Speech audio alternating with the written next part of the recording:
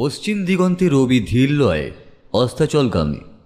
গোধূলি বেলায় কোণে দেখা আলোয় গঙ্গা বক্ষে ভাসমান জলযানগুলি দেখতে দেখতে মনটা উদাস হয়ে যাচ্ছিল। পূবালি বাতাসের মোলায়ম পরশ গায়ে মাখতে মাখতে আনমনে সময় স্রোতে ভেসে যাচ্ছিলাম। সম্বিত ফিরল অজয়ের ডাকে। কিরে অরূপ, তন্ময় হয়ে কার কথা ভাবছিস? মনের সাগরে কেউ ঢেউ তুলেছে না কিরে?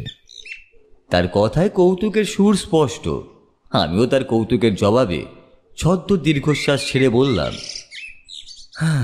না রে ভাই, এই অভাগা কপালে জুটলো আর কইয়া। আমাদের দুপাশে একটু তাকিয়ে দেখ ভাই, দেখতে পাবি কত জোড়া প্রেমিক প্রেমিকা হাত ধরাধরি করে বসে আছে, আর আমরা কিনা সেই মধুর প্রেমরস থেকেই বঞ্চিত, চিরকুমার হয়েই বসে আছি। তাই ভাবছি, আর না, অনেক হয়েছে, এবার একটা মনের মতো সঙ্গিনী জোটাতেই হবে। আরে সে তো অতি উত্তম প্রস্তাব। তবে ভাই, আমি ওই ফাঁদে এখনই পা দেব না। বেশ আছি, একা, নির্ঝঞ্ঝাট। কথাটা বলেই হেসে ফেলল। আমিও ঠাট্টা উপভোগ করতে করতে সেই হাসিতেই যোগ দিলাম। অজয় আর আমি এখন বসে আছি গঙ্গার ঘাটের সিঁড়িতে। মাঝে মধ্যেই আমরা এখানে এসে বসি। নদীর উপর দিয়ে বহমান টাটকা বায়ু সেবন করে মানসিক ক্লান্তি দূর করি। আমি হলাম অরূপ নিয়োগী, পেশায় একজন লেখক। লেখক হিসাবে সবে একটু আধটু পরিচিতি লাভ করতে শুরু করেছি। অজয় আর আমার মধ্যে বন্ধুত্ব বহুদিনের। স্কুল লাইফ থেকেই আমাদের বন্ধুত্বের শুরু হয়েছে।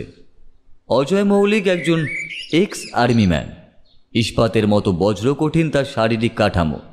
বেশ কয়েক বছর ইন্ডিয়ান আর্মিতে সার্ভিস করার পর কোনো এক অজ্ঞাত কারণে স্বেচ্ছা অবসর নিয়েছে। বর্তমানে একটা ডিটেকটিভ এজেন্সি খুলেছে।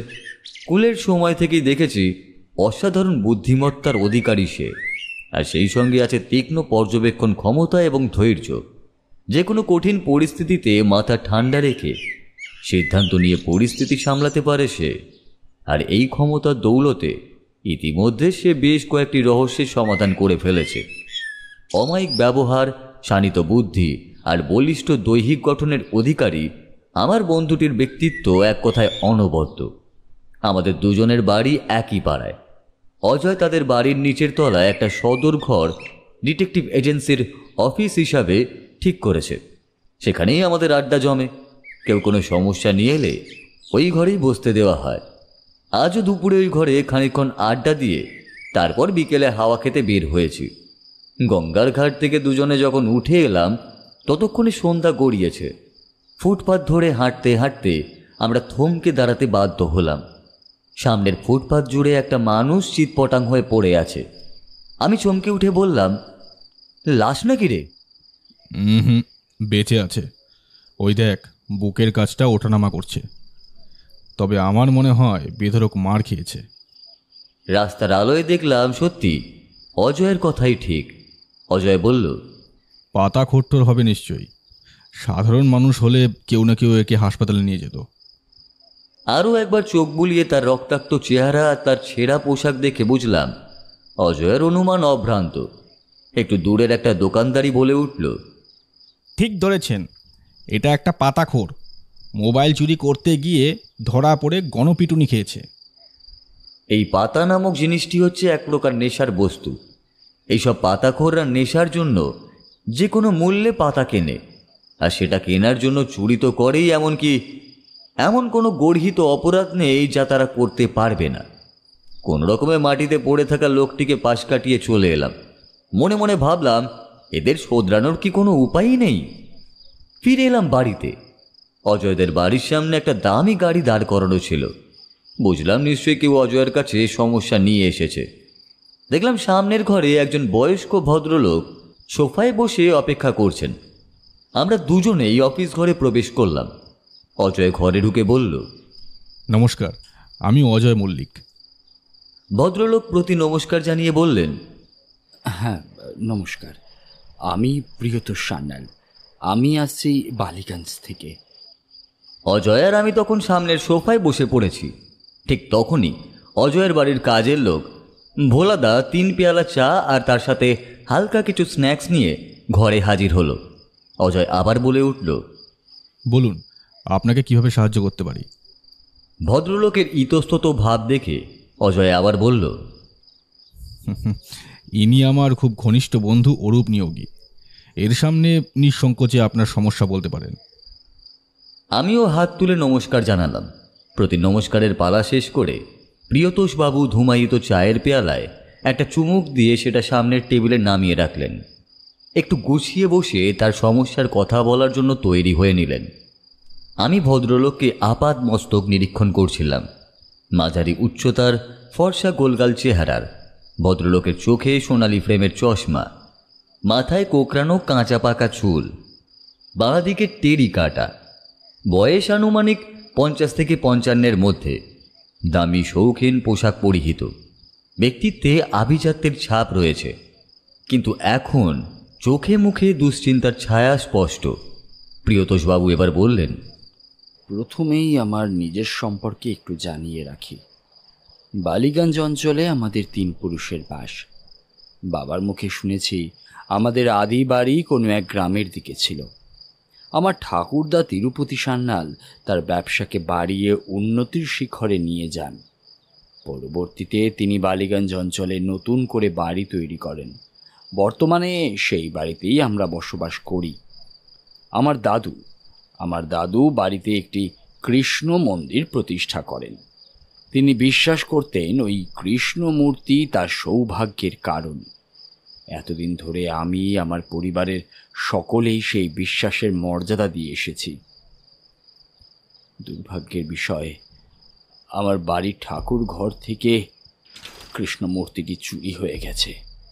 কৃষ্ণ মূর্তিটি কি খুব দামি ছিল? আর চুরির ঘটনাটি কবে ঘটেছে? হ্যাঁ অজয়বাবু, সোনার তৈরি পবিত্র মূর্তিটির বর্তমান আনুমানিক মূল্য প্রায় 12 লক্ষ টাকা তো হবেই।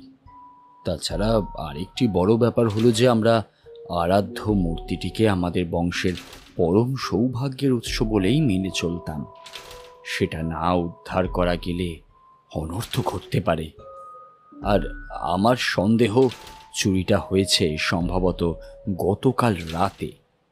প্রতিদিন সকালে স্নান সেরে ভগবান কৃষ্ণের পূজা সেরে কর্মস্থলে যাওয়া আমার প্রাত্যহিক রুটিন। আজ সকালে ঠাকুর ঘরে ঢুকে মূর্তির দিকে তাকাতেই চমকে উঠলাম। মূর্তিটা কেমন যেন অচেনা ঠেকছিল। মূর্তির গায়ের রং একটু ফ্যাকাশে, উচ্চতা সামান্য বেশি, আর গলায় ঝোলানো ফুলের মালাগুলো এলোমেলো। সন্দেহের অবসান ঘটানোর জন্য মূর্তিটা বেদি থেকে তুলতেই বুঝতে পারলাম মূর্তিটা নকল। আমার আসল মূর্তিটা ছিল প্রায় 20 ভরি সোনার তৈরি, উপরে নীল রং করা। বাইরে থেকে বোঝা যেত না আজ সেটা সোনার তৈরি, কিন্তু নকল মূর্তিটা বেশ ভারী কোনো ধাতুর তৈরি। ব্যাপার স্যাপার দেখে তো আমার মাথায় যেন আকাশ ভেঙে পড়ল। বংশ পরম্পরায় প্রাপ্ত সৌভাগ্যের প্রতীক মূর্তিটাই শেষ পর্যন্ত চুরি হয়ে গেল। এ বিষয়ে পুলিশকে কি জানিয়েছেন? হ্যাঁ অজয়বাবু, জানিয়েছিলাম। বাড়িতে পুলিশ এলে অতিথিদের সন্দেহ থেকে বাদ দেবে না, তাতে তারা অসম্মানিত বোধ করতে পারেন। কি করব বুঝে উঠতে পারছিলাম না। শেষে পুলিশকে খবর দিই। পুলিশ এসে গতানুগতিকভাবে সকলকে জিজ্ঞাসাবাদ করে। অবশ্য আমার এক পিসি বাড়ি চলে যেতে চাইছিলেন। আমি তাকে কয়েকদিন আমাদের বাড়িতে থেকে যেতে অনুরোধ করেছি। বাকি অতিথিদের সকলকেই আরও কয়েকদিন থাকবার কথা বলেছি। কয়েকদিন আগে আপনার রহস্যভেদ সম্পর্কে আমি কাগজে পড়েছিলাম। তাছাড়া আপনার ডিটেকটিভ এজেন্সির বিজ্ঞাপনও আমি কাগজে দেখেছি। ঠিকানা সেখানেই দেওয়া ছিল, তাই ফোন না করেই সরাসরি আপনার কাছে ছুটে এসেছি। আপনার সাহায্য আমি পাবো তো? প্রিয়তোষবাবুর অস্থির অবস্থা বুঝে অজয় এবার তাকে আশ্বস্ত করে বলল, নিশ্চয়ই সাহায্য পাবেন, তবে তার আগে বলুন আপনার কেন মনে হচ্ছে চুরিটা গতকাল রাতেই হয়েছে? পরশুদিন জন্মাষ্টমীর পূজা হয়েছে। আমাদের বাড়িতে বেশ জাঁকজমক করেই জন্মাষ্টমীর অনুষ্ঠান পালিত হয়। পরের দিনও কিছু অতিথি থাকেন, জমিয়ে খাওয়া দাওয়ার আয়োজন করা হয়। পূজার পরের দিন রাতে ঘুমাতে যাওয়ার আগে যখন ঠাকুর প্রণাম করতে গিয়েছিলাম, তখন সব কিছুই ঠিকঠাক ছিল।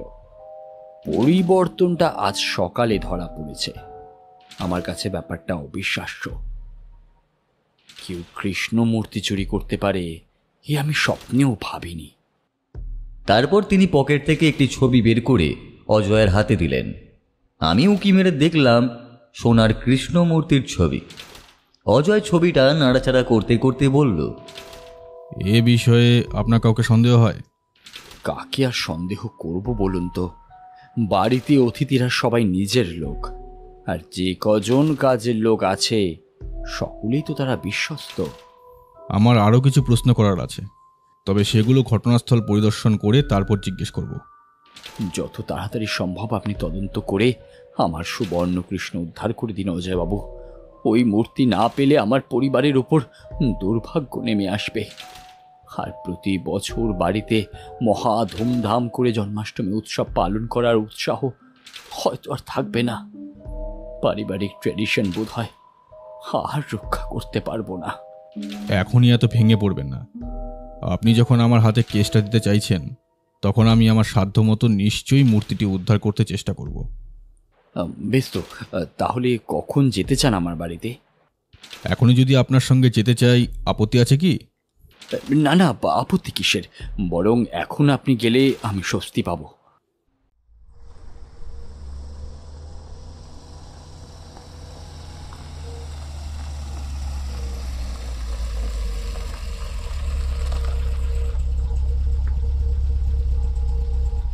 একটু পরেই অজয় আর আমি প্রিয়তোষ বাবুর গাড়িতে চেপে রওনা দিলাম। যখন প্রিয়তোষ বাবুর বাড়ির সামনে এসে নামলাম, তখন ওই রাত 8টা বাজে। অন্ধকারের বুকে বিশাল বাড়িখানা আলোর মশাল জ্বালিয়ে জেগে আছে। 3 তলা বাড়ি। গাড়িতে আসবার পথে কথায় কথায় প্রিয়তোষবাবু বাড়ির সদস্যদের কথা জানিয়েছিলেন। প্রিয়তোষবাবুর স্ত্রী পাপিয়া দেবী, 2 ছেলে মেয়ে কুশল এবং করবী। কুশল MBA পড়ছে দিল্লিতে, আর করবী কলেজে ফাইনাল ইয়ারে পড়ে। প্রিয়তোষবাবুর ভাই সন্তোষবাবু প্রিয়তোষবাবুর একই ব্যবসায় অংশীদার। তার স্ত্রী তিশা আর তাদের একমাত্র কন্যা রীতা। রীতা কলেজে প্রথম বর্ষের ছাত্রী। প্রিয়তোষবাবুর এক বিধবা পিসিমা তার পরিচারিকার সঙ্গে নন্দ উৎসব উপলক্ষে প্রিয়তোষবাবুর বাড়িতে এসেছিলেন। আরও কয়েকজন অতিথি উৎসব উপলক্ষে বাড়িতে এসেছিলেন এবং এখনও ফিরে যাননি। প্রিয়তোষবাবুর 2 মামাতো ভাই নন্দ উৎসব উপলক্ষে তাদের স্ত্রীদের নিয়ে বেড়াতে এসেছেন। অবশ্য তাদের ছেলেমেয়েরা কেউ আসেননি। তাছাড়াও রান্নার লোক মান্দামাসি, মালি ভুবনদা, সর্বক্ষণের কাজের লোক সাধনদা, নতুন কাজের লোক জনার্দন, দারোয়ান ভীম সিং আর ড্রাইভার সুকুমারদা বাড়িতে কাজ করেন। প্রিয়তোষবাবুর বসত বাড়িখানা পুরোটাই উঁচু প্রাচীর দিয়ে ঘেরা। একটি বড় ফটক দিয়ে ঢুকতে হয়। অল্প আলোতেও আন্দাজ করা যায় পুরনো আমলের মোটা কারুকার্য সমন্বিত স্তম্ভ দেওয়া বাড়িটার সৌন্দর্য এখনও ম্লান হয়ে যায়নি। একতলায় বড় বৈঠকখানা। বাড়ির বাইরের পাশের দিকে সযত্ন লালিত সুদৃশ্য বাগান। বাগানে রকমারি সুগন্ধি ফুলের উপস্থিতি জানান দেয় মালিকের পুষ্পবিলাসিতার কথা। নিচের তলায় একদিকে চাকর বাকরদের থাকবার জন্য ঘর, দোতলার একপাশে ঠাকুর ঘর, তার উপরে কোনো ঘর নেই। প্রিয়তোষবাবু আমাকে আর অজয়কে নিয়ে নিচের বৈঠকখানায় বসালেন। এখানে আরেক প্রস্ত চা পান করে আমরা চললাম দোতলায়। ঠাকুর ঘরটি সরজমিনে তদন্ত করে দেখতে নকল মূর্তিটা সামান্য উঁচু নকশা কাটা বেদির ওপরে বসানো ছিল।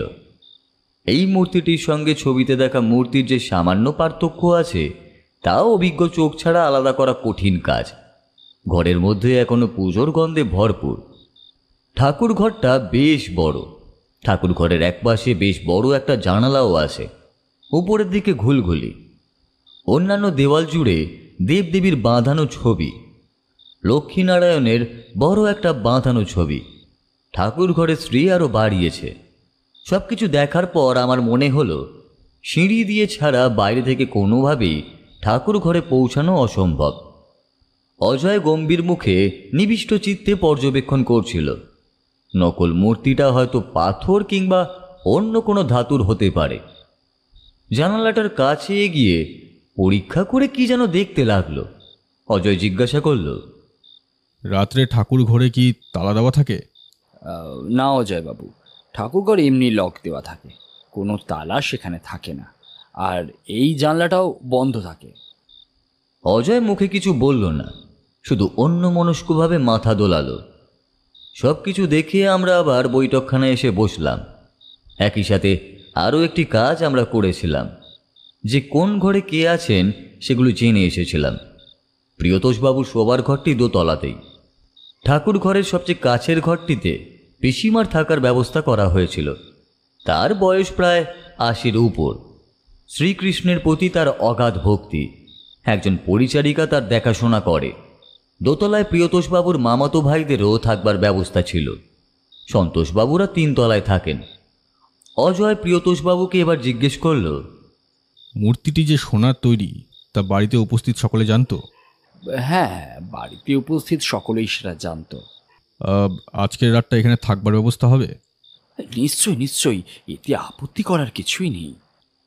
আমরা যদিও থাকবার পরিকল্পনা করে আসেনি, তবু নিশ্চয়ই অজয় পরিস্থিতির গুরুত্ব বুঝে সিদ্ধান্ত নিয়েছে। অজয় এবার প্রিয়তোষবাবুকে বলল, আমি বাড়িতে উপস্থিত সকলের সম্পর্কে ভালোভাবে জানতে চাই, প্রত্যেকের সঙ্গে আলাদাভাবে কথা বলতে চাই। বেশ, তো আমি সবাইকে জানিয়ে দিচ্ছি। সকালে পুলিশি ঝামেলা, তার উপর আবার এখন জেরার কথা শুনে অনেকেই বিরক্ত হলো। প্রথমেই পিসিমার ঘরে গেল অজয়।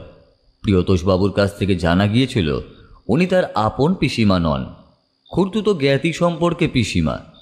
পারিবারিক সুসম্পর্কটা এখনো বজায় আছে, আর তার হরিভক্তির জন্যই প্রত্যেক বছর জন্মাষ্টমীর সময় এখানে আসেন।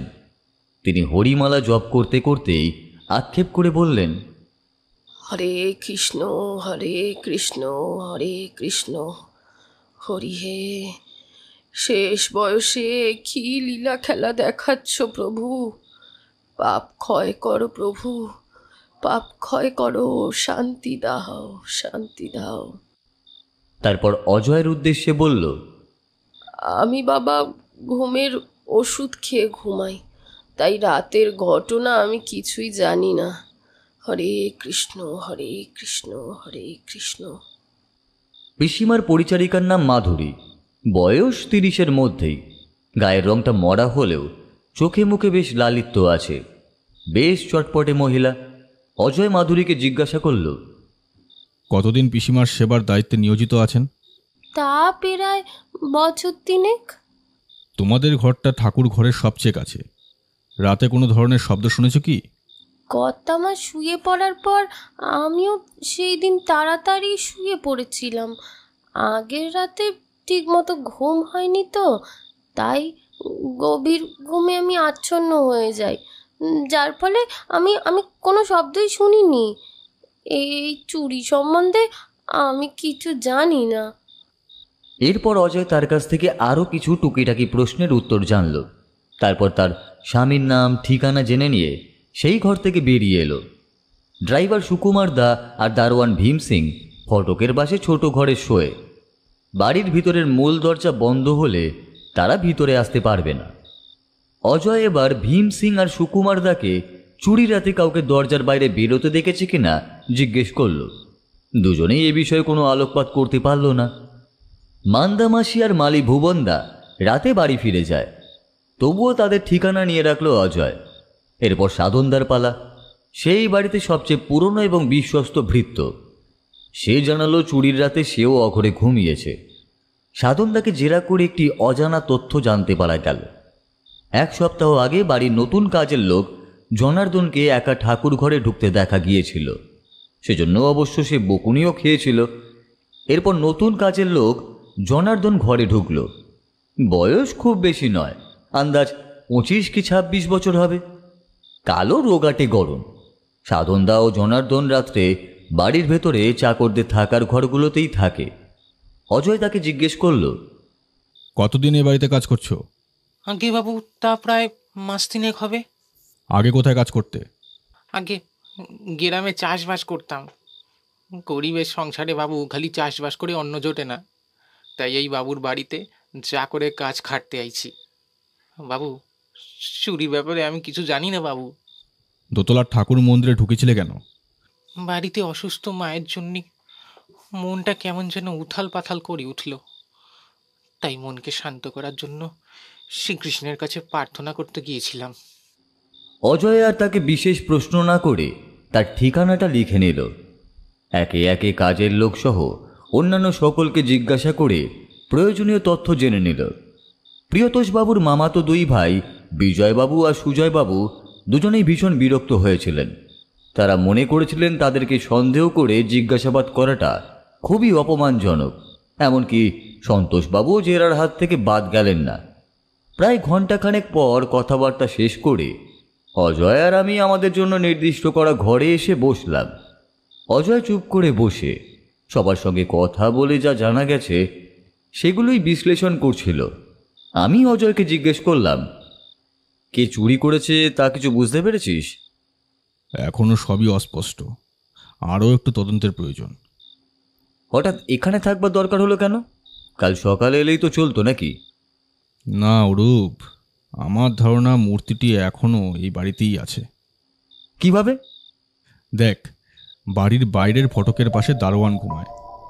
বাড়ির ফটকের মূল দরজায় ভেতর থেকে চাবি দেওয়া থাকে। চাবিটা দারোয়ানের কাছেই থাকে। চারদিকের প্রাচীর বেশ উঁচু এবং তার ওপর কাঁটাতার দেওয়া। ওখান দিয়ে আসা সহজ নয়। বাড়ির বারান্দা গ্রিল দিয়ে ঘেরা, তাহলে বাইরে থেকে কারোর পক্ষে বাড়িতে ঢোকা প্রায় অসম্ভব। মূর্তি বদল করে চুরি হলো, কিন্তু বাড়ির ভেতর থেকে কেউ চুরি করে পালিয়ে যায়নি। আর আমার অনুমান চোরের উদ্দেশ্য ছিল এমনভাবে মূর্তিটা বদল করা যাতে কেউ বুঝতে না পারে। তাই সঙ্গে সঙ্গে হয়তো পাচার করতে চায়নি বা পারেনি। পরে নিশ্চিন্ত মনে বিনা বাধায় বাড়ি থেকে যেত। দুর্ভাগ্যবশত মূর্তির সূক্ষ্ম পরিবর্তনটা প্রিয়তোষবাবুর চোখে ধরা পড়ে যায়। তারপর আজ এখনো পর্যন্ত সুযোগ পায়নি সরিয়ে ফেলার। রাতে পাচার করবার একটা সম্ভাবনা আছে, সেজন্য আজ রাতে আমি নিজে পাহারা দেব। পুলিশ তো সকলের ঘর ও ব্যাগ চেক করেও কিছু পায়নি, তাহলে? সেটাই তো রহস্য অরূপ। চোর খুবই চালাক। নকল মূর্তি কিংবা অন্য কোথাও হাতের ছাপ পাওয়া যাবে বলেও মনে হয় না। কোথায় মূর্তিটা লুকিয়ে রেখেছে সেটাই খুঁজে বের করতে হবে। মূর্তিটি না পাওয়া পর্যন্ত সরাসরি কারোর ওপর দোষারোপ করা যায় না। হ্যাঁ, দেখা যাক কি হয়। রাতের খাওয়া দাওয়া মিটিয়ে নিজেদের ঘরে ফিরে এসে আমি চিত হয়ে শুয়ে পড়লাম। অজয় জানালা দিয়ে তখনও চিন্তিত মুখে বাইরের দিকেই তাকিয়েছিল। শুয়ে থাকতে থাকতেই কখন যেন ঘুমিয়ে পড়েছিলাম। যখন ঘুম ভাঙল দেখলাম সকাল হয়ে গেছে। অজয় ফ্রেশ হয়ে একদম রেডি। ও কখন ঘুমালো আর কখনই বা জেগে উঠল একদমই বুঝতে পারিনি। অজয় বলল, তাড়াতাড়ি ফ্রেশ হয়ে নে, বাড়ি ফিরে অনেকগুলো কাজ আছে। রেডি হয়ে বৈঠকখানায় ঢুকতেই দেখলাম প্রিয়তোষবাবু সোফায় বসে আছেন। অজয় বলে উঠল, গুড মর্নিং। Good morning. তবে সেই সঙ্গে একটা ব্যাড নিউজও আছে অজয়বাবু। সেটা কীরকম? আজ সকালে আমার লাইব্রেরি রুমে একটা কাগজ খুঁজতে গিয়ে দেখি আলমারির ভেতরটা কে যেন ঘাঁটাঘাঁটি করেছে। দামি কিছু চুরি যায়নি বটে, তবে একটা চামড়া বাঁধানো ডায়েরি আমি খুঁজে পাচ্ছি না। আলমারিতে চাবি থাকে না? আর কিসের ডায়েরি ছিল সেটা? না, আলমারিতে চাবি দেওয়া থাকে না। আর ডায়েরিটা আমার দাদুর ছিল। বাবার মৃত্যুর পর একই ধরনের মোট দুটো ডায়েরি আমি হাতে পেয়েছিলাম। আপনাকে তো আগেই জানিয়েছি, দাদু তিরুপতি সান্যাল ব্যবসায় প্রভূত উন্নতি করেছিলেন। তার সঙ্গে আমার দাদুর শিকারের খুব নেশা ছিল। মাঝে মধ্যেই বন্ধুবান্ধব নিয়ে বেরিয়ে পড়তেন শিকারে। শিকার নেশা হলেও বেশ দক্ষ শিকারী ছিলেন আমার দাদু। অব্যর্থ নিশানার জন্য বিশেষ খ্যাতিও অর্জন করেছিলেন। ভারতের বিভিন্ন জঙ্গলে তিনি ঘুরে বেরিয়েছিলেন। অর্জন করা সেই সমস্ত অভিজ্ঞতাগুলো তিনি এই ডায়েরিতে লিপিবদ্ধ করতেন। ও হ্যাঁ, আরেকটা ব্যাপার, একটা ডায়েরি মিসিং হয়েছে বটে, তবে এই রকম আরেকটি ডায়েরি আমার শোবার ঘরের আলমারিতে রাখা আছে। আমার ছেলে মেয়ের কেউ পড়বার জন্য হয়তো নিয়েছিল, তারপর থেকে সেটা সেইখানেই রয়ে গেছে। চলুন তো লাইব্রেরিটা একবার দেখে আসি। লাইব্রেরি রুমটি একতলার বৈঠকখানার পাশেই। প্রিয়তোষবাবুর সঙ্গে পাশের লাইব্রেরি ঘরে এলাম। যে আলমারি থেকে ডায়েরি গায়েব হয়েছিল সেখানটা খুব ভালো করে দেখতে লাগলো অজয়। মুখে বলল, বাড়ির কেউ নিয়েছে কি না জিজ্ঞাসা করেছেন? হ্যাঁ, আমি তো সকলকেই জিজ্ঞাসা করেছি, কেউ নেয়নি বলছে। আমি লাইব্রেরির চারপাশটা চোখ বোলাচ্ছিলাম। এখানকার অন্দরসজ্জাও চমৎকার, প্রচুর বইপত্র আছে। অজয়ের কথায় আমার ঘোর কাটল। আর একটি ডায়েরি আছে বলছিলেন, সেটা কি দেখা যায় একবার? হ্যাঁ, নিশ্চয়ই দেখা যাবে। বলেই তিনি গিয়ে শোবার ঘর থেকে ডায়েরিটা নিয়ে এলেন। ততক্ষণে চা জলখাবার টেবিলে এসে গেছে। যথারীতি সেগুলোর সদ্ব্যবহার করে ডায়েরিটা নিয়ে নাড়াচাড়া করছিল অজয়। পাতার পর পাতা শুধু বর্ণনা। সেগুলো গল্প হিসাবে ছাপালে রোমহর্ষক গল্প হিসাবে অসাধারণ হবে বলেই মনে হয়। পাতা উল্টে দেখা গেল শেষ অভিজ্ঞতাটা মধ্যপ্রদেশের জঙ্গলের মানুষ খেকো বাঘ শিকারের গল্প। গল্প যেখানে শেষ হয়েছে তারপরেই ছড়া ধরনের কিছু লেখা আছে। ছড়াটি এমন: জিষ্ণু স্বার্থী তথা তুমি ত্রিপুরারি, সুবাশিসে নতশির পুঁজি বংশীধারী, বিন্দু দুতির কৃপা পেলে পাবে ধনমান, প্রকাশ্যে ঐশ্বর্যের আলোয় সন্ধান, মহানন্দার সুরে সুরে সম্মোহিতা রাধিকা, বনমালীর পদে পায় বৈভবের কুঞ্চিকা। এতটুকু দেখার পর অজয় বলল, এই ঘটনাটা গতকাল নিশ্চয়ই ঘটেনি? সেটা সঠিক বলতে পারবো না, তবে পূজার দিনও আলমারি খুলে দেখেছিলাম, সব কিছু ঠিকই ছিল। ঠিক আছে, এই ব্যাপারটা নিয়ে পরে ভাবছি।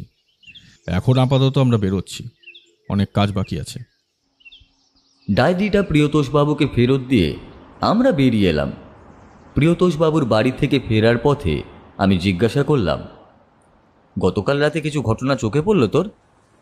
প্রিয়তোষ বাবুর ছাদের দরজায় তালা থাকে না। গতকাল একটু রাত হতেই আমি ছাদে চলে যাই। ছাদ থেকে বাড়ির চারপাশটা ভালোভাবে লক্ষ্য করা যায়, কিন্তু সারা রাত জেগে তেমন বিশেষ কিছু চোখে পড়ল না। মনে হয় চোর সতর্ক হয়ে গেছে। সকালে মন্দিরের জানলার নিচের মাটিও পরীক্ষা করে দেখেছি, কিন্তু কোনো চিহ্ন নেই। বাগানটাও খুঁজেছি, কিন্তু কোনো হদিশ নেই মূর্তির। খানিক থেমে আবার অজয় বলল, তুই বাড়ি ফিরে যা, আমি আসছি একটু পরে। আমি যথারীতি নিজের বাড়িতে ফিরে এলাম। সারাদিন তার আর কোনো পাত্তা পাওয়া গেল না। রাত 8টার সময় দেখি অজয়ের ফোন। ফোনে ডাক পেয়ে অজয়ের কাছে গিয়ে আমি হাজির হলাম। দেখলাম সে আমাদের আড্ডা ঘরে খাতা কলম নিয়ে কী যেন লিখে চলেছে। আমি বললাম, কিরে, আজকেও কি প্রিয়তোষবাবুর বাড়িতে রাত্রি যাপন করতে হবে নাকি? হ্যাঁ? না, আজকে আর যাব না। আমি না গেলে চোর নিশ্চিন্ত থাকবে।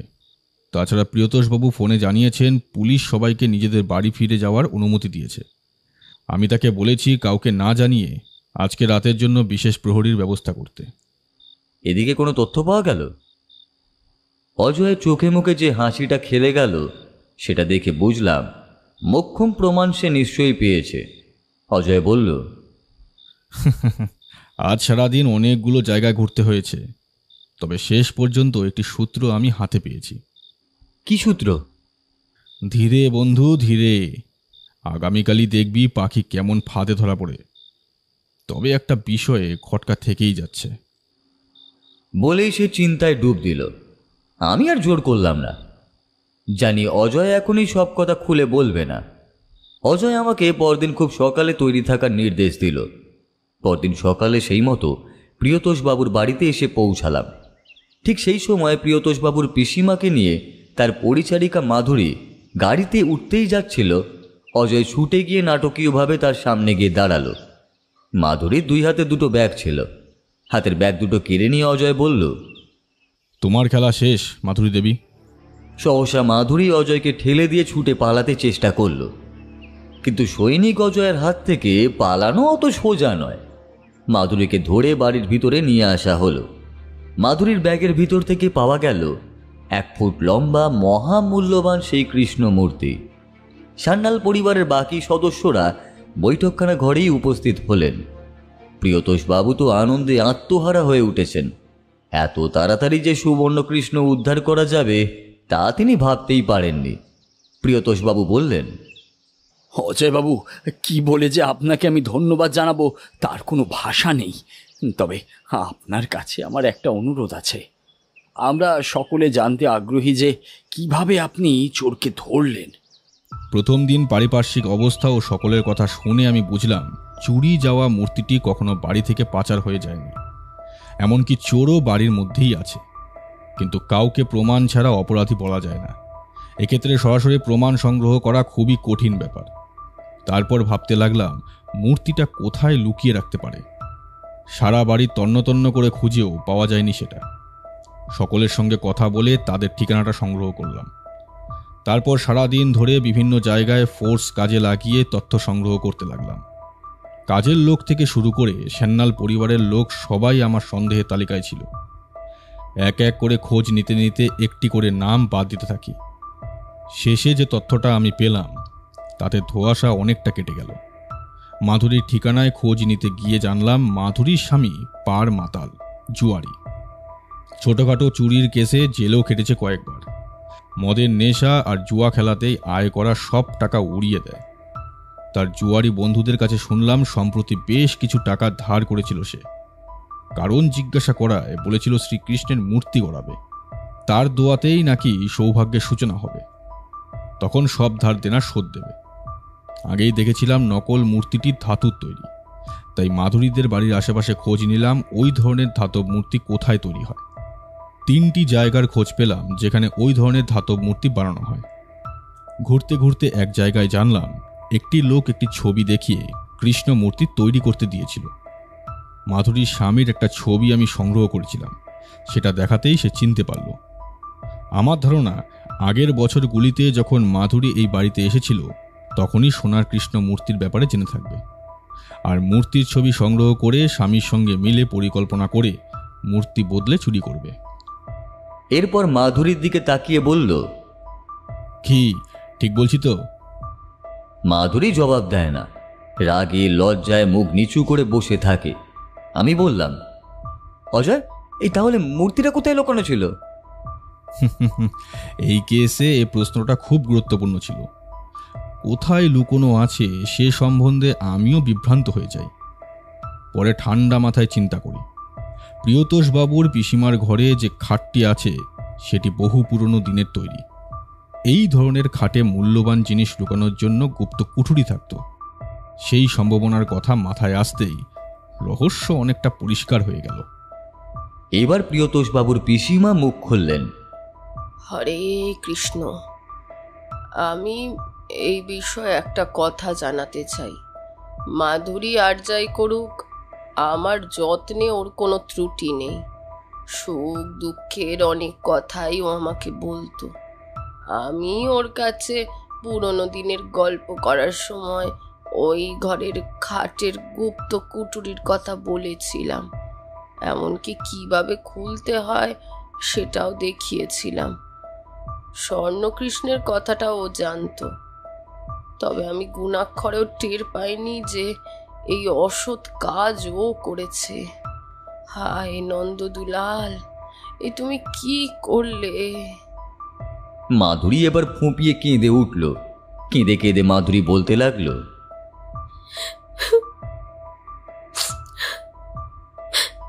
সংসারের অভাব কিছুতেই মেটাতে পারছিলাম না। স্বামীর মাতলামি দিন দিন বাড়ছিল। স্বর্ণকৃষ্ণের কথাটা জানার পর অভাব মেটানোর জন্যই আমার চুরির কথাটা মাথায় আসে। ভেবেছিলাম কেউ বুঝতে পারবে না, কিন্তু আর হলো না। আসল মূর্তির সঙ্গে নকল মূর্তির রঙের সামান্য ফারাক তো আছেই। তাছাড়া ছবি দেখে সঠিক উচ্চতা বা ওজন ঠিক করতে পারেনি। তারপর প্রিয়তোষ বাবুর দিকে তাকিয়ে বলল, আসামি আপনার সামনে আছে, আপনি পুলিশের হাতে তুলে দেবেন কিনা সেটা আপনার ইচ্ছা। মাধুরী অভাবের তাড়নায় এই দুষ্কর্ম করে ফেলেছে। এই কাজের জন্য সে অনুতপ্ত। সৌভাগ্যের প্রতীক আমি ফিরে পেয়েছি, এই যথেষ্ট। আর কোনো পুলিশি ঝামেলা আমি চাই না। এই সময় অজয় জনার্দনকে বলল, তোমার হাতে বাঁধা মাদুলিগুলি কোন গুণের কাছ থেকে নিয়েছ? ভালো কাজ দেয়, তাই না? হ্যাঁ বাবু, বেশ ভালো কাজ দেয়। কালীগুণিন দিয়েছেন ওই মন্ত্রপুত মাদুলিগুলি। অজয় পকেট থেকে একটা মাদুলি বের করে বলল, আরে এটা বোধহয় তোমার, আমি কুড়িয়ে পেলাম। হ্যাঁ, এটা তো আমারই। তাহলে এবার বলো, প্রিয়তোষবাবুর লাইব্রেরি থেকে ডায়েরি কেন সরালে? ধরা পড়ে গিয়ে জনার্দনের মুখটা কাঁচুমাচু হয়ে উঠল। বেশ খানিকক্ষণ চুপ থাকার পর সে বলল, বাবু, টাকার লোভে পাপ কাজ করে ফেলেছি বাবু, আমাকে ক্ষমা করে দেন বাবু, আমাকে ক্ষমা করে দেন। কার নির্দেশে এই কাজ করেছো তুমি? জনার্দন পাংশু মুখে প্রিয়তোষবাবুর দিকে তাকিয়ে বলল, আপনার বন্ধু প্রতাপ রায় চৌধুরীর নির্দেশে। তিনি আমায় টাকা দিয়েছিলেন বাবু। প্রতাপ কেন এই কাজ করাবে? আপনার দাদুর ডায়েরি চুরি আর সুবর্ণ কৃষ্ণ চুরির ঘটনা এক আশ্চর্য সমাপতন বলা চলে। দুটো ঘটনার মধ্যে যোগসূত্র আছে কিনা সেটা আমায় ভাবিয়ে তুলেছিল, কিন্তু তদন্ত করতে গিয়ে ডায়েরি চুরির জায়গা থেকে একটি মাদুলি আমি কুড়িয়ে পাই, যেটা ছিল আপনার নতুন কাজের লোক জনার্দনের। আমি লক্ষ্য করেছিলাম ওর বাহুতে এরকম আরও কয়েকটি মাদুলি বাঁধা আছে। সেই জন্য ওকে চাপ দিতেই আসল সত্য উন্মোচন হলো। জনার্দন রান্নাঘরে লুকিয়ে রাখা ডায়েরি বের করে আনল। প্রিয়তোষবাবু অবশ্য জনার্দনকেও তখনই তাড়ালেন না। প্রিয়তোষবাবুর বন্ধু প্রতাপবাবুর ডায়েরি চুরির উদ্দেশ্যও বোঝা গেল না। প্রিয়তোষবাবু দুঃখ প্রকাশ করে বললেন, ছি ছি ছি, প্রতাপ শেষ পর্যন্ত এই কাজ করাতে পারলো। সুবর্ণকৃষ্ণ উদ্ধার হলো। প্রিয়তোষবাবুর কাছ থেকে ডায়েরি দুখানা অজয় চেয়ে নিয়ে এসেছিলেন বাড়িতে। দুদিন পরে একদিন দুপুরে সেই দুখানা ডায়েরি হাতে নিয়ে বেশ খানিকক্ষণ ধরে পাতা উল্টোতে থাকলো। কী রহস্য লুকিয়ে আছে এর মধ্যে যে চুরি করার দরকার হলো? ডায়েরিতে মলাট সমেত সবটুকু পরীক্ষা করে সন্দেহজনক কিছুই পাওয়া যায়নি। চুরি যাওয়া ডায়েরির লেখাগুলো নিছক শিকারের অভিজ্ঞতা। অজয়ের বেশ ইন্টারেস্টিং লাগলো। যেই ডায়েরিটা চুরি যায়নি সেই ডায়েরির শেষ শিকারের কাহিনীটাতে। এতক্ষণ ডায়েরির পাতায় মনোনিবেশ করে থাকা অজয়কে আমি বিরক্ত করিনি, কিন্তু এবার বেশ অধৈর্য হয়েই বললাম, কী রে অজয়, এই সুবর্ণকৃষ্ণের রহস্য তো উদ্ঘাটন করলি, এখন তবে ডায়েরি নিয়ে বুঁদ হয়ে রইলি কেন? হ্যাঁ? আমার প্রশ্নের জবাবে অজয় মুখ তুলে চাইল, বলল, কী কারণে ডায়েরিটা চুরির দরকার হলো সেই রহস্য যতক্ষণ না সমাধান করি ততক্ষণ আমার শান্তি নেই। আমিও অজয়ের এই অভ্যাসের সঙ্গে পরিচিত। নিগুড় সত্যের সন্ধানে দিনরাত এক করে পরিশ্রম করতে সে পিছু পা হয় না। এবার অজয় উৎসাহের সঙ্গে বলল, দেখ, মনে হচ্ছে একটা ক্ষীণ সূত্র আবিষ্কার করতে পেরেছি। কীরকম শুনি? অজয় আমার দিকে ডায়েরির পাতা খুলে এগিয়ে দিল। দেখলাম শেষ শিকার কাহিনীর বর্ণনা। আমাকে অবাক হতে দেখে অজয় বলল, পুরোটা পড়ে দেখ একবার, তারপর বলছি। আমিও পড়তে শুরু করলাম। তিরুপতিবাবু বর্ণনাতে যা লিখেছেন তার কিছুটা তুলে ধরলাম। যখন আমি আর আমার দুই সঙ্গীকে নিয়ে মধ্যপ্রদেশ রাজ্যের একটি অখ্যাত স্টেশনে এসে পৌঁছালাম, তখন সন্ধে হয়। বন দপ্তরের গাড়ি আমাদের জন্য অপেক্ষা করছিল। সেই গাড়িতে বন বাংলোয় পৌঁছতে প্রায় রাত্রি 8টা বেজে গেল। বন দপ্তরের বড় কর্তা প্রদীপবাবু আমাদের জন্য অধীর আগ্রহে বসেছিলেন। বন দপ্তরের বড় কর্তা প্রদীপ সেন ছিলেন আমার বিশেষ বন্ধু। কর্মসূত্রে মধ্যপ্রদেশের এই অঞ্চলে থাকলেও কলকাতা ছিল তার মাতৃভূমি, তাই যোগাযোগ ভালোই ছিল। তার ডাকেই সেই সুদূর বাংলা থেকে আমরা এখানে এসেছি। জঙ্গলি হিংস্র বাঘের শিকার আমাদের আগমনের উদ্দেশ্য। আমার সঙ্গে আছে রতন চৌধুরী আর শৈবাল তপাতার। আমরা একসঙ্গে অনেক শিকার অভিযানে গিয়েছি। জঙ্গলের এই অংশ জুড়ে আদিবাসীদের বসবাস। কাছাকাছি অঞ্চলে হীরের খনি আছে। অনেকেই হীরের খনিতে কাজ করে। তবে এই সময় এমন একটি বিভীষিকার আবির্ভাব হয়েছে, তাতে আদিবাসীরা অতিষ্ঠ হয়ে বন দপ্তরের সাহায্য প্রার্থনা করেছে। হিংস্র নরখাদক বাঘের হাতে বেশ কয়েকজন প্রাণ দিয়েছে। কখন কোন সময় আক্রমণ হয় সেজন্য সকলে তটস্থ হয়ে আছে। স্থানীয় বন দপ্তরের শিকারীরা ব্যর্থ। রাতে টুকিটাকি আলোচনা সেরে নিয়ে বন মোরগের মাংস আর লুচি দিয়ে রাতের খাবার খেয়ে শুয়ে পড়লাম। এখানে আসার আগে শুনেছিলাম ভয়ানক জঙ্গলের কুটিল রূপের কথা, কিন্তু বহু অভিজ্ঞতার কারণে আমরা সেই ভয় কাটিয়ে এসেছি। পরদিন সকাল থেকেই গোটা গ্রামের আদিবাসী মানুষদের সঙ্গে কথা বললাম। কথায় কথায় মানুষ খেকোর বিচরণ ক্ষেত্র সম্বন্ধে একটা স্পষ্ট ধারণা তৈরি করলাম। সেই অনুযায়ী ভাত পাতলাম। একটা মহিষের বাচ্চাকে টোপ হিসাবে রেখে মাচা বাঁধলাম গাছের ওপর, কিন্তু পর পর দুরাত অপেক্ষা করে কেটে গেল, তবু ফাঁদে পা দিল না বাঘটি। এত চতুর প্রাণী আমি আগে দেখিনি। তৃতীয় দিনে সকলে অধৈর্য হয়ে উঠল। তৃতীয় রাতে তখন মধ্যরাত্রি। আগের রাতগুলোতে জেগে কাটিয়ে শরীর বেশ ক্লান্ত ছিল, সেজন্য একটু যেন ঢুরুনি ধরেছিল। খস খস শব্দে চমকে উঠলাম। মহিষের বাচ্চাটাও অস্থির হয়ে উঠেছিল। রাইফেল বাঁকিয়ে প্রস্তুত হওয়ার আগেই জঙ্গল ফুঁড়ে বিকট হুঙ্কারে লাফিয়ে এলো বিরাট একটা বাঘ। আমরা 3টে মাচায় 3 জন ছিলাম। বাঘ লাফ দিয়েছিল শৈবাল দত্তের মাচা লক্ষ্য করে। যদিও মাচা পর্যন্ত বাঘটি লাফিয়ে পৌঁছালো না, কিন্তু অপ্রস্তুত অবস্থায় চমকে ভয় পেয়ে শৈবাল মাচা থেকে গড়িয়ে নিচে পড়ে গেল। তারপরেই একটা মানুষের গগন বিদারী মরণ আর্তনাদ শোনা গেল। ততক্ষণে আমাদের বাকি 2 জনের রাইফেল গর্জে উঠেছে, পরপর 3 বার। নরখাদকের গায়ে গুলি লাগতেই গঙ্গাতে গঙ্গাতে সেটা মাটিতে পড়ে গেল। চাঁদের আলোয় তখন পড়ে আছে 2টি লাশ, একটি মানুষের আর একটি পশুর। ভোরবেলা খবর পেয়ে আদিবাসীদের গ্রাম থেকে লোকেরা এসে লাশগুলো তুলে নিয়ে গেল। শৈবালের মৃত্যু আমাকে খুবই কষ্ট দিয়েছিল। আমরা এতদিনের অভিজ্ঞতায় এমন মর্মান্তিক দৃশ্য বা ঘটনা আগে দেখিনি। শৈবালের মৃত্যুর জন্য বন দপ্তরের প্রদীপবাবুও আফসোস করলেন, তবে কাজের জন্য উপহার কম পেলাম না। আদিবাসীদের সর্দার গ্রামকে বাঁচানোর মূল্যস্বরূপ আমাদের 2 জনকে মোট 4টি মহামূল্যবান হিরে উপহার দিয়েছিলেন। কিন্তু আমার মন দুঃখে ভারাক্রান্ত হয়ে রইল। আমরা 3 বন্ধু ছিলাম হরিহর আত্মা। শৈবালের মৃত্যু বন্ধুত্বের মূলে কুটিরাঘাত করল। রতনও মনমরা হয়ে গেল। যেখানেই যেতাম 3 জনে একসঙ্গে যেতাম। এখন সমস্ত কিছু ছাড়কার হয়ে গেল।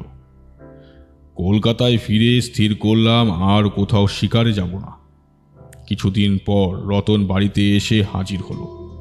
শৈবালের 3 কুলে কেউ ছিল না, তাই তার পরিবারকে সাহায্য করতে হয়নি। রতন নিজেও অকৃতদাস ছিল, তবে সে জানালো ওই কোটি টাকার হিরেগুলি হাতানোর জন্য তার ভাইপোরা উঠে পড়ে লেগেছে। যে কোনো দিন সে খুন হতে পারে, তাই সে ঠিক করেছিল হিরেগুলো আমার কাছে গচ্ছিত রাখবে। আমিও তাই সমস্ত হিরেগুলো ভগবানের চরণে সমর্পণ করলাম, যাতে সেগুলোর ওপর কেউ লোভ করতে না পারে। এতটা পড়ে আমি অজয়ের দিকে তাকালাম। অজয় বলল, কি বুঝলি?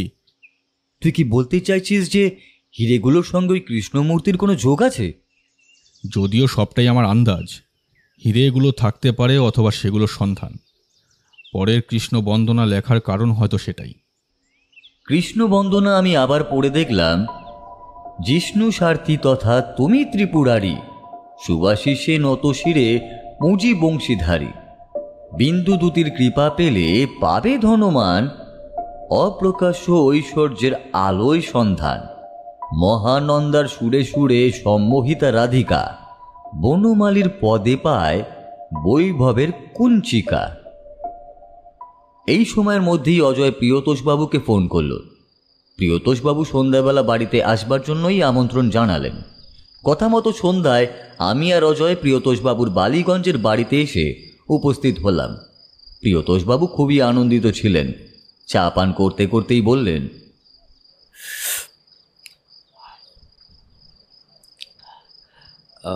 কি কথা যেন জিজ্ঞাসা করবেন বলছিলেন? আপনার দাদু গুপ্তধন রেখে গেছেন, এরকম কথা শুনেছেন কখনো? বাবার মুখে শুনেছিলাম বটে। শিকারে গিয়ে সেখান থেকে বেশ কিছু মূল্যবান জিনিস দাদু সংগ্রহ করে এনেছিলেন। তবে দাদুর মৃত্যুর পর সেগুলো কোথায় রেখে গেছেন তা কেউ জানে না। আমার মনে হচ্ছে আপনার দাদুর এই ডায়েরিতে তিনি সেই গুপ্ত সম্পদের হদিশ রেখে গেছেন। তারপর ডায়েরির লেখাটা পড়তে বলল। প্রিয়তোষবাবু সমগ্র লেখাটি পড়ে নিয়ে বললেন, এইবার বুঝেছি প্রতাপ কেন ডায়েরি চুরি করতে চেয়েছিল। অজয় জিজ্ঞাসু দৃষ্টিতে তার দিকে তাকিয়ে রইল। প্রিয়তোষবাবু আবার বলে উঠলেন, এই প্রতাপ হলো রতন চৌধুরীর বড় ভাইপোর ছেলে। কোনোভাবে সে রতন চৌধুরীর হীরের কথা জানতে পেরেছিল এবং ডায়েরিতে কোনো গোপন সংকেত থাকতে পারে আন্দাজ করেই সেটা সরিয়ে ফেলতে চেয়েছিল। আপনি অনুমতি দিলে সেই লুকোনো সম্পদ উদ্ধারের চেষ্টা করতে পারি আমি। এতে আমার আর কি আপত্তি থাকতে পারে, বরং গুপ্তধন পেলে শ্রীবৃদ্ধি হবে। সেই দিন প্রিয়তোষবাবুর বাড়ি থেকে বিদায় নিয়ে বাড়ি ফিরে এলাম। পরের দিনটি অজয় পুরোটা সময় চিন্তামগ্নভাবেই কাটালো। আমি রাতে জানতে চাইলাম, কিরে, হেয়ালি ছড়ার মানে কিছু উদ্ধার করতে পারলি? মনে হয় কি ইঙ্গিত করতে চাইছে সেটা অনুমান করতে পেরেছি। আমি উৎসুক্য প্রকাশ করলেও অজয় ব্যাখ্যা দিল না। বলল, কাল সকালে প্রিয়তোষবাবুর বাড়ি যেতে হবে, রেডি থাকবি। যথারীতি পরের দিন সকালে আমরা দুজনে হাজির হলাম। অজয় প্রিয়তোষবাবুকে বলল, আপনার সুবর্ণ কৃষ্ণকে একবার আমার হাতে দিতে হবে। ওর ভিতরে কি গুপ্তধন আছে নাকি? সেটাই দেখার বিষয়। আমাদেরকে নিয়ে প্রিয়তোষবাবু চললেন ঠাকুর ঘরে। বাড়ির অন্যান্য সদস্যরাও ভিড় জমালেন সেথায়। স্বর্ণকৃষ্ণ হাতে নিয়ে অজয় বলে চলল, তিরুপতিবাবু ডায়েরিতে লিখেছেন হীরাগুলো তিনি ভগবানের চরণে উৎসর্গ করেছেন। আবার কৃষ্ণ বন্দনার ছড়ায় যা লিখেছেন সব নামগুলি শ্রীকৃষ্ণের অষ্টন্তর শতনামের অংশ, যেমন বিষ্ণু সারথী, বংশীধারী, ত্রিপুরারি, বিন্দুদূতী, এই সবগুলি শ্রীকৃষ্ণের নামের সমার্থক। শ্রীকৃষ্ণের বাসীর নাম হল মহানন্দা। হেয়ালিটার বিশ্লেষণ করলে স্পষ্ট বোঝা যায় শ্রীকৃষ্ণের পূজাতেই ধনমান বাড়বে আর অপ্রকাশ্য ঐশ্বর্যের অর্থাৎ গুপ্ত সম্পদের আলোয় অর্থাৎ ঘরের সন্ধান পাওয়া যাবে। হেয়ালিটার বিশ্লেষণ করলে স্পষ্ট বোঝা যায় শ্রীকৃষ্ণের পূজাতেই ধনমান বাড়বে আর অপ্রকাশ্য ঐশ্বর্যের অর্থাৎ গুপ্ত সম্পদের আলোয় অর্থাৎ ঘরের সন্ধান পাওয়া যাবে। তারপরে আবার বলা হয়েছে বনমালীর পদে পায় ভৈরবের কৃষ্ণিকা, অর্থাৎ শ্রীকৃষ্ণের চরণে এমন কিছু আছে যা গুপ্তধনের গুপ্ততার। আমার মনে হয় মুরারির বাঁশরিটাই গুপ্তধনের চাবির কাজ করবে। বলতে বলতে সে মূর্তির পায়ের নিচের দিকটা ভালোভাবে পর্যবেক্ষণ করতে থাকল। একটা খাঁজ কাটা গর্ত খুঁজে পেয়ে অজয় বেশ উৎফুল্ল হয়ে উঠল। আমাকে বলল, দেখ অরূপ, যেমনটা আমি বলেছিলাম ঠিক তেমনই দাগ এটা। এবার কৃষ্ণের হাতের বাঁশিটা খোলা যায় কি হবে তা দেখতে হবে। খুব মনোযোগ সহকারে বাঁশিটা নাড়াচাড়া করতে করতে একটু উপরের দিকে ঠেলা দিতে বাঁশি খুলে এলো। উপস্থিত সকলে অধীর আগ্রহের সাথে অপেক্ষা করছিল কি ঘটে তা দেখার জন্য। মূর্তির হাতের বাঁশি অজয় হাতে নিতেই সকলে খুশি হলো। এবার অজয় সেই বাঁশি বা মুরালির একটি প্রান্ত সেই গর্তে বসানোর চেষ্টা করল, কিন্তু খাপে খাপ মিলল না। অজয় চেষ্টার কোনো ত্রুটিই করল না। অপর প্রান্ত চেপে দিতেই খাপে খাপে এঁটে গেল। কয়েক পা উল্টো দিকে ঘোরাতে মূর্তির একটি অংশ খুলে বেরিয়ে এসে নলাকার ফাঁপা অংশ দেখা গেল। সকলের কৌতূহল, ভিতর থেকে কি হিরে বেরিয়ে আসবে? কিন্তু না, হিরে বেরোলো না। তার বদলে বেরিয়ে এলো একটি পাকানো কাগজ। প্রিয়তোষবাবু হতাশ সুরে বললেন, হিরে নেই। বাড়ির সদস্যরাও নিরাশ হলো। আমি অজয়কে বললাম, কিসের কাগজ রে এটা? অজয় কাগজটা মেলতে মেলতে জবাব দিল, মনে হচ্ছে আরেকটি সংকেত। সত্যি, কাগজটাতে চোখ বুলিয়ে দেখি তাতে লেখা আছে বৈরাগী, আকুল, নীলকণ্ঠ। তারপর একটি ছক কাটা আছে যাতে 9টি ঘর আছে। ছকটির 3টি উলম্ব সারির মধ্যে দিয়ে প্রথম সারির সবচেয়ে উপরের ঘরটিতে লেখা আছে 53, মাঝের ঘরে 9 এবং নিচের শেষের ঘরটিতে 47, দ্বিতীয় সারির মাঝের ঘরে 18, শেষ সারির সর্বনিচের ঘরে 26। লেখাগুলি দেখে আমার কোনো কিছুই বোধগম্য হলো না। এদিকে অজয়ের দিকে তাকিয়ে দেখলাম ধাঁধার সমাধানে একাগ্র হয়ে চিন্তা করে চলেছে। প্রিয়তোষবাবুর কথায় তার চিন্তার জাল ছিন্ন হল। প্রিয়তোষবাবু বলছিলেন, কতদিন যে অপেক্ষা করতে হবে কে জানে। আমায় 2-1 দিন সময় দিন, হেয়ালিটি নিশ্চয়ই সমাধান করব। সেদিন সেখান থেকে বিদায় নিয়ে ঘরে ফিরে এলাম। হেয়ালি লেখা কাগজটা অবশ্য প্রিয়তোষবাবুকে দিয়ে এসেইছিলাম। পরদিন অজয় আড্ডার ঘরে বসে মোবাইলে তুলে আনা হেয়ালির ছবিটা দেখছিল। আমি তার পাশে গিয়ে বসলাম, জিজ্ঞাসা করলাম, কিরে, কিছু বুঝতে পারলি? অনেকটা স্পষ্ট হয়ে গেছে। একটা জায়গায় এসে থেমে গেছি। যতটা বুঝেছি তার সঙ্গে এবার বাস্তবে কতটা মেলাতে পারবো সেটাই দেখার। আমার জানার ইচ্ছে থাকলেও জানতাম অজয় এখন কিছুই জানাবে না। বেলার দিকে দুজনে বালিগঞ্জে প্রিয়তোষবাবুর বাড়িতে গিয়ে দেখলাম সেখানে প্রতাপ চৌধুরী নামের লোকটি উপস্থিত। লোকটির দিকে ভালো করে দৃষ্টি ফেলতেই বুঝলাম লোকটি ভীষণ ধূর্ত স্বভাবের। শুনলাম তিনি নিজ কৃতকর্মের জন্য প্রিয়তোষবাবুর কাছে ক্ষমা চেয়ে নিয়েছেন। প্রিয়তোষবাবু উদার প্রকৃতির লোক, তিনিও ক্ষমা করে দিয়েছেন। অজয় প্রিয়তোষবাবুকে বলল, আপনার ঠাকুর ঘরে একবার যেতে হবে। সবাই মিলে চললাম দোতলার ঠাকুর ঘরে। অজয় ঠাকুর ঘরের দেওয়ালে রাখা লক্ষ্মীনারায়ণের বড় ছবিটার সামনে গিয়ে দাঁড়ালো। একটু এদিক ওদিক টানাটানি করলো যাতে ছবিটা সরানো যায়। আমি এগিয়ে গিয়ে তাকে সাহায্য করলাম। ছবিটা সরাতেই তার নিচে দেখা গেল ছক্কাটা পাথর বসানো অংশ। সকলেই অবাক বিস্ময় দেখতে লাগলো অজয় কি করতে চায়। পাথরের মতো অংশটা লক্ষ্য করলে বোঝা যায় আলাদা আলাদা মোট 9টি ঘর আছে সেখানে। আমার মনে পড়ে গেল হেয়ালি লেখা কাগজটিতে ছকের ঘর সংখ্যা ছিল 9টি। অজয়কে সে কথা বলতেই যাচ্ছে ঠিক তখনই লক্ষ্য করলাম ছক্কাটা পাথরের ঘরগুলোতে সে চাপ দিচ্ছে। একটা চাপা উত্তেজনা সকলের মধ্যেই ছিল। সকলে কয়েক মিনিট রুদ্ধশ্বাসে অপেক্ষা করতে লাগলাম। অজয় পাথরগুলোতে চাপ দেওয়ার পর হাত সরাতেই চাপা গুড়গুড় শব্দ শোনা গেল। পাথর বসানো অংশটা যেন সরে গিয়ে গুপ্ত কুঠিরের দেখা মিলল। প্রিয়তোষবাবুর মুখ থেকে বেরিয়ে এলো একটা কথা, গুপ্তধন। অজয় মোবাইলে টর্চ জ্বেলে কুঠিরের ভিতর থেকে বের করে আনলো সুদৃশ্য একখানা বাক্স। অজয় বাক্সখানা প্রিয়তোষবাবুর হাতে দিল।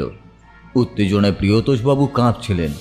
কাঁপা কাঁপা হাতে বাক্স খুলতেই 4টি হিরে 2টি চোখ ধাঁ দিয়ে দিল। বাড়ির সকলেই ঠাকুর ঘরের সামনে ভিড় জমিয়েছিল। এর মধ্যেই হঠাৎ প্রতাপ চৌধুরী বাক্সটা নিজের হাতে নিয়ে দেখতে লাগলেন। তারপর হঠাৎ পকেট থেকে একটা রিভলভার বের করলো। আমাদের দিকে রিভলভার তাক করে বলল, এই খবরদার, খবরদার, কেউ নড়বেন না। যে এগোবে সেই কিন্তু মরবে। বলতে বলতে হাতের বাক্সটা বগল দাবা করে নিয়ে দরজার দিকে গেল। বাড়ির সব সদস্যদের দিকে রিভলভার তাক করতেই সবাই ভয়ে আর্তনাদ করে উঠল। প্রতাপ চৌধুরী চেঁচিয়ে বলল, আমি গাড়িতে না ওঠা পর্যন্ত কেউ নিচে নামবে না। বলে সে নিচে নেমে গেল। পাশে দাঁড়ানো অজয় তড়িৎ গতিতে দৌড়ে গিয়ে অদ্ভুত মিলিটারি কায়দায় নিচে লাফিয়ে পড়ল। তার চালচলন তখন হিংস্র সাপদের মতন। প্রতাপ চৌধুরী তখন গাড়িতে উঠতেই যাচ্ছিল। অজয় তাল বুঝে মোক্ষম খুশিতে প্রতাপকে কাবু করল। অসাবধানতাবশত রিভলভার থেকে একটি গুলি ফসকে বেরিয়ে গেল। সেই গুলিটা অবশ্য কারোর গায়ে লাগলো না। হিরেগুলো ফিরে পেয়ে প্রিয়তোষবাবু অজয়কে অশেষ ধন্যবাদ জানালো। ক্ষমা চাইবার পরও মানুষ কিভাবে বিশ্বাসঘাতকতা করে সেটা প্রতাপবাবুকে না দেখলে বোঝা যেত না। তারপর কয়েকটা দিন কেটে গেছে। উপযুক্ত পারিশ্রমিকের সঙ্গে অঢেল প্রশংসাও জুটেছে। এক বিকেলে গঙ্গার ঘাটে বসে এক ফাঁকে অজয়কে জিজ্ঞাসা করলাম, কিভাবে বুঝলি যে গুপ্তধন ওই জায়গায়ই আছে? দেখ, দ্বিতীয় হেয়ালি ধাঁধায় লেখা ছিল 1 বৈরাগী, 2 আকুল, 4 নীলকণ্ঠ। এখন লক্ষ্য করলাম সংখ্যা অনুযায়ী লেখাগুলো থাকলেও 3 সংখ্যাটি নেই। আরেকটু চিন্তা করতেই বুঝলাম 1 বৈরাগীর 1 নম্বরের অক্ষর বই, 2 আকুলের 2 নম্বরের অক্ষর কু, 4 নীলকণ্ঠের 4 নম্বরের অক্ষর দন্তের নয় ঠ, একসাথে হয় বৈকুণ্ঠ। আর লক্ষ্মী নারায়ণের থাকার জায়গাকে বলা হয় বৈকুণ্ঠ। তখনই বুঝলাম ছবির ওই স্থানটি হলো ধাঁধার উল্লিখিত স্থান। তোকে বলেছিলাম যে একটা খটকা আছে। আমাকে ভাবাচ্ছিল ছক কাটা ঘরে লেখা সংখ্যাগুলো। কেন সংখ্যাগুলো ওইভাবে লেখা হয়েছে তার কোনো উত্তর পাচ্ছিলাম না। শেষে যখন দেয়ালে ছক কাটা পাথর দেখলাম, চট করে মাথায় এলো কাগজের লেখা সংখ্যাগুলো 1 থেকে 9 পর্যন্ত আছে। 1 থেকে 9 পর্যন্ত সংখ্যাগুলো পরপর টিপলে কেমন হয়? অর্থাৎ কাগজের ছকে যে ঘরে 18 লেখা ছিল, পাথরের তৈরি ছক কটায় সেই ঘরটি 1 নম্বর চাপ দিতে হবে। যেহেতু 2 সংখ্যাটি আছে 26 লেখা ঘরে, তাই দ্বিতীয়বার কাগজে 26 লেখা ঘরটির সঙ্গে সামঞ্জস্য রেখে পাথরের ঘরে চাপ দিতে হবে। এইভাবে যে সংখ্যা যে ঘরে লেখা আছে সেই অনুযায়ী চাপ দিতে হবে। আসলে জায়গাটা কোড সিস্টেম লকারের মতো ছিল, যেমন ভাবা তেমনই কাজ। আর সেই পরিকল্পনা যে কাজে এসেছে তা তো নিজের চোখে দেখলি। শেষ পর্যন্ত তাহলে প্রিয়তোষবাবু ও তার ভাইয়ের পরিবার হিরেগুলোর বর্তমান মালিক হলেন, হ্যাঁ? নিশ্চয়ই। আর প্রতাপবাবু তো খুবই অন্যায় কাজ করেছেন। ডায়েরিতে লেখা আছে তিরুপতিবাবুর বন্ধু রতনবাবু তার ভাইপোর হাত থেকে বাঁচতে ও বাঁচাতে হিরেগুলো তিরুপতিবাবুকে দেন। তাই প্রতাপ চৌধুরীর দাবির মান্যতা দেওয়া যায় না। কথা শেষ করে সে আবার আকাশের দিকে কবির মতো ভাবুক হয়ে তাকিয়ে রইল।